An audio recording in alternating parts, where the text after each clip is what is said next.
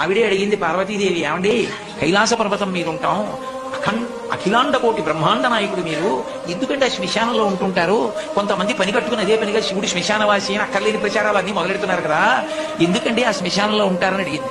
అడిగితే ఆనాడు మహాభారతం అనుశాసన పర్వంలో చెప్పాడు, పార్వతి నేనేం ఉత్తినే చేతకాని వాడనై ఉండలేదు, బ్రతికున్న నాళ్ళు అక్కడికెడదాం ఇక్కడికెడదామని పని లేకపోయినా షికార్లు తిరిగి నేను ఇంతటి వాణ్ణి అని గుండెల మీద చెయ్యేసుకుని ఇంత గర్వించి మా ఆవిడ, మా పిల్లలు, మా అన్నయ్య, మా తమ్ముడు, మా స్నేహితులు ఇంతమందిని చూపించిన వాడు ప్రాణం పోయిన తర్వాత ఎండు కర్రల మీద పడుకోబెట్టి తాడుతో కట్టేసి ఒంటి మీద కేవలం అత్యంత చవకబారు వస్త్రం ఒకటి పెట్టి పాడి మీదకి తీసుకెళ్లేటప్పుడు ఆ బట్ట కూడా తీసేసి కట్టెల మీద పడుకోబెట్టి ఇంధనం పోసి కట్ట వచ్చి అగ్నిహోత్రం వెలిగిస్తే తల దగ్గర నుంచి కాలుతూ వచ్చేసి తల బద్దలైపోయిన తర్వాత కాళ్ళు అరికాళ్లలోంచి నెత్తులు ముద్దలుగా పైకొస్తుంటే పెద్ద కాళ్ళ పట్టుకుని కాళ్ళు పైకెత్తి వెనక్కి పారేస్తే నా ఒళ్ళు అనుకుని మురిసిపోయిన వాడు కట్టెలలో కాలిపోతుంటే జీవుడు పైకి లేచి చీకటి పడుతోందని వచ్చిన వాళ్ళందరూ స్నానం చేసి వెళ్ళిపోతే ఒక్కడే ఉండిపోయానని బెంగ పెట్టుకుని ఏడుస్తుంటే నేనున్నానని ఓదార్చడానికి ఉన్నాను.